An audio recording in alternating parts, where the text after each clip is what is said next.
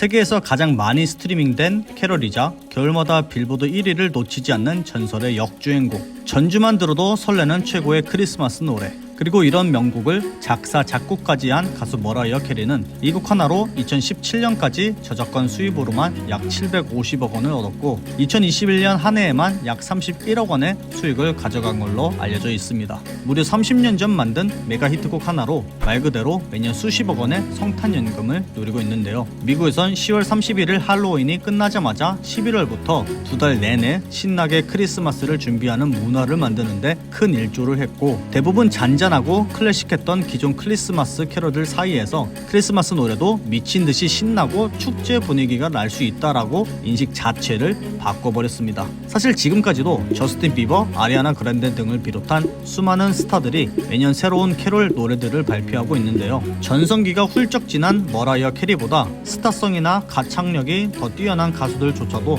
아직 본인의 노래로 이 정도의 히트곡을 만든 사람은 없었고 앞으로도 나오기 힘들 거란 전망이 지배적입니다. 그래서 오늘은 머라이어 캐리가 어떻게 이렇게 유일무이한 명곡을 만들어낼 수 있었는지, 그리고 이를 통해 우린 어떻게 더 많은 사람들에게 사랑받을 수 있는 진짜 오리지널한 작품을 만들 수 있는지 한번 알아보도록 하겠습니다.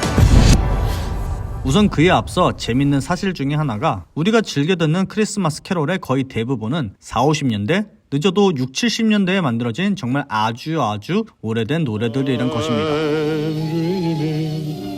Of a white Christmas. Rudolph the red-nosed reindeer had a very shiny nose. 정말 빠른 유행과 소비가 트렌드인 요즘 2, 3년만 지나도 구식 취급을 받고 아무리 좋은 음악이어도 너무 자주 들으면 지겨워질 수밖에 없잖아요. 그런데 캐롤은 마치 오래될수록 가치가 올라가는 와인처럼 특이하게 오래될수록 더 많이 찾는 경향이 있다는 건데, 우리가 크리스마스 하면 뭔가 추억의 느낌이 강하잖아요. 어릴 때 처음 산타를 본 기억, 선물을 받은 기억, 가족들과 시간을 보낸 기억, 애인과 열심히. 그런데 아무리 나이가 들었어도 매년 크리스마스 때마다 어렸을 때 우리를 기쁘게 해주던 산타 할아버지와 루돌프, 그리고 흰눈과 크리스마스 트리 등을 우린 계속 보게 되죠. 그리고 어른 아이 할 것 없이 변하지 않는 이런 요소들이 자연스럽게 크리스마스가 추억을 회상하게 하는 거라 생각합니다. 그리고 당연히 추억을 즐기는 데는 내가 반복해서 들었던 익숙한 옛날 노래들이 최고인 거죠.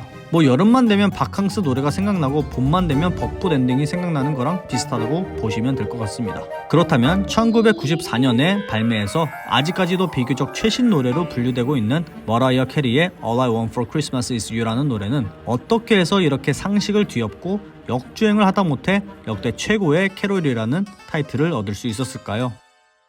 먼저 94년 당시 머라이어 캐리는 이미 너무나도 잘나가는 가수였습니다. 발표하자마자 사랑받은 히트곡들도 있었고 작곡의 가창력 그리고 외모까지 출중한 소위 전성기를 달리고 있는 뮤지션이었죠.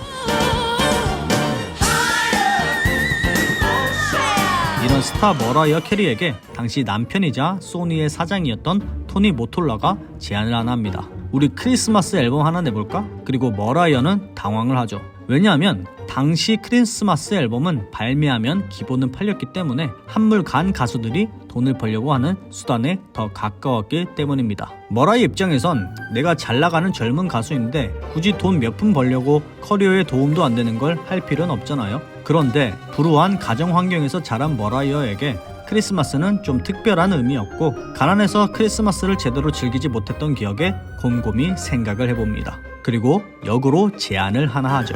한번 해볼게요. 대신 조건이 하나 있습니다. 곡은 제가 새로 쓸 거예요. 이게 좀 충격적이었던 게 그 당시 캐롤은 한물 간 가수들이 돈을 벌기 위해서 하는 거라고 했잖아요. 그래서 돈을 벌기 위해선 많은 사람들이 들을 수 있는 이미 유명한 노래를 커버하는 게 공식 같은 거였는데, 아무리 작곡도 잘하는 머라이어라지만 새로운 멜로디와 가사의 캐롤을 만든다는 건 낯섦으로 다가올 수밖에 없었고 그만큼 위험 부담이 많고 돈 버는 건 거의 기대를 하지 않겠다라는 의미였기 때문이죠. 이왕 하는 거 남들이 가지 않은 길로 도전을 해보기로 한 겁니다. 심지어 그때는 무더운 8월의 여름날이었는데 한여름에 캐롤을 만들겠다고 하니 주변에선 다들 어이가 없었던 거죠. It's so hot right now. I mean, look at him. 그래서 머라이어는 공동 작곡가 월터 아프나시에프와 함께 뉴욕에 있던 스튜디오를 크리스마스 분위기가 나게 트리랑 장식에 캔들까지 켜고 또 추운 겨울처럼 만들기 위해 에어컨도 빵빵 틀었습니다. What I did was I said, let me try and get into the Christmas spirit. Look at all the Christmas type things and say, okay, what reminds me of Christmas? I need more Christmas words here. So Actually, I put on It's a Wonderful Life downstairs. You could hear it throughout the house. And I went into this little, like this small room, and there was a little keyboard in there. And I started playing, and I'm a terrible piano player, right? Sometimes it'll be a happy accident. 그리고 크리스마스를 너무 좋아했지만 불우한 환경 때문에 제대로 즐기지 못했던 자신의 어린 시절을 생각하며 완벽한 크리스마스에 대한 환상과 자신의 위시리스트를 떠올리며 곡을 쓰기 시작합니다. 그리고 누가 들어도 신날 수 있고 미소 지어줄 수 있는 5, 60년대 노래들에서 영감을 받아 단 15분 만에 멜로디를 완성시켜버리죠. I tried to do it in a really classic way so that I didn't jump on really any trends like of the moment. I basically just did a Christmas album that I, would want to listen to year after year. 공동 작곡가 월터와 함께 곡을 완성시킨 머라이어는 새로운 캐롤이라는 치명적인 단점을 극복하고자 누구에게나 익숙하게 들리고 사랑받을 수 있는 노래가 될 수 있도록 전략적인 요소들을 꾹꾹 눌러 담았는데요. 이게 바로 익숙한 80%에 신선함 20%를 더하는 전략이었습니다. 곰표나 참이슬 가방처럼 요즘에도 매우 잘 통하는 일명 사람들이 환장할 수밖에 없는 조합인 거죠. It's the best Christmas present ever. 우선 기술적으로 몇 가지만 살펴보자면 처음부터 들리는 이 아이코닉한 멜로디는 첼레스타라는 악기를 사용해 연주되었는데요. 첼레스타는 뭔가 신비로운 소리가 나는 피아노를 닮은 고전 악기인데 이 신비로운 사운드 때문에 예전부터 차이코프스키를 비롯한 많은 음악가들이 크리스마스 관련된 음악을 만들 때 주로 사용했던 악기입니다.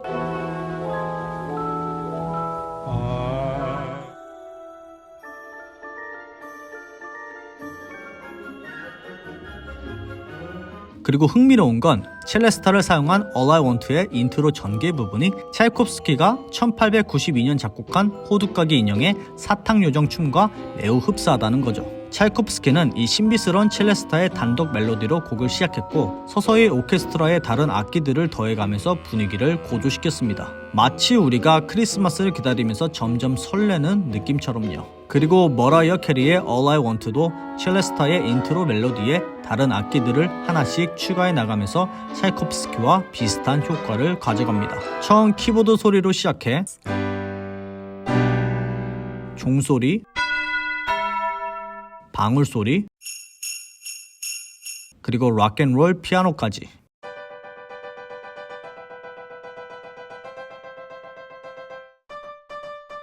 다 합치면 웅장하고 신나는 축제 분위기가 시작되죠.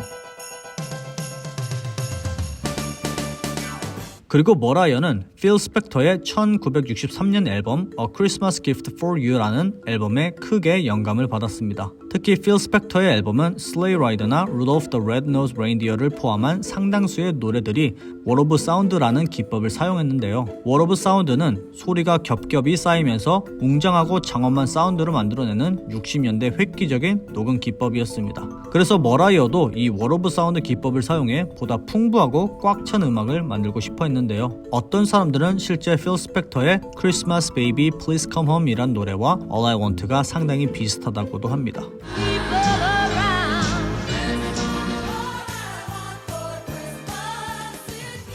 원래 필 스펙터의 Wall of Sound는 라이브 녹음을 기본으로 하지만 라이브 녹음이 마음에 들지 않았던 머라이어의 파트너 작곡가 월터는 머라이어의 목소리 빼곤 모든 악기 소리를 컴퓨터로 만들었다고 하죠. I'm going to be letting out a huge secret out of the bag here, but that entire song is just me at the computer. 그리고 60년대 노래에서 흔히 들을 수 있었던 성가대 느낌의 백그라운드 코러스도 노래 전체적으로 빠지지 않고 등장함으로써 보다 웅장한 사운드를 만들어냅니다.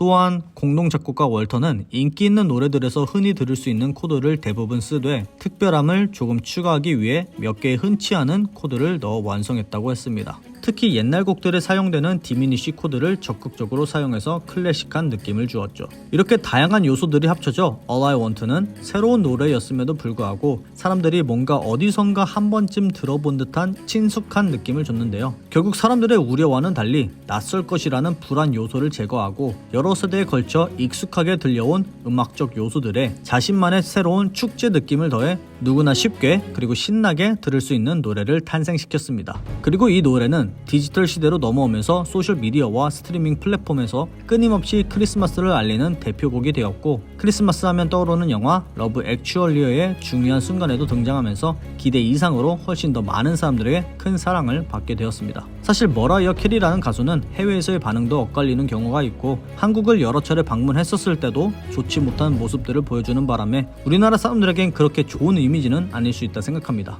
그럼에도 불구하고 우리가 이 전설적인 명곡의 탄생에서 한 가지 배울 수 있는 점은 바로 머라이어 캐리라는 아티스트는 돈을 벌기 위한 히트송을 만들려고 했다기보단 본인이 하고 싶은 걸 하려 했고, 스스로가 정말 좋아하고 계속 웃으면서 들을 수 있는 노래를 만들었다는 것입니다. 이게 그냥 듣기엔 당연해 보이는 소리일 수 있겠지만 사실 내가 뭘 좋아하고 뭘 잘하는지 아는 사람들은 생각보다 그렇게 많지 않습니다. 설령 내가 뭘 좋아하는지 안다고 해도 그걸 다른 사람들도 같이 좋아할 수 있게끔 만들 수 있는 건 또 다른 능력이죠. 그리고 내가 좋아하는 걸 한다고 아무나 다 성공하는 건 아니기 때문에 대중들에게 이미 검증받은 요소들을 바탕으로 자신만의 특색을 첨가해 새로운 작품을 만들어내려고 하는 모습은 우리가 창작자로서 한번 생각해 볼 만한 부분이라 생각합니다. 올 한 해도 여러분 모두 수고 많으셨고 이렇게 만나 뵙게 되어 정말 영광입니다. 앞으로도 저는 더 유익한 영상들로 찾아뵙도록 하겠습니다. 진정한 명작을 위한 우리들의 고민, 지금까지 명작을 위하여였습니다.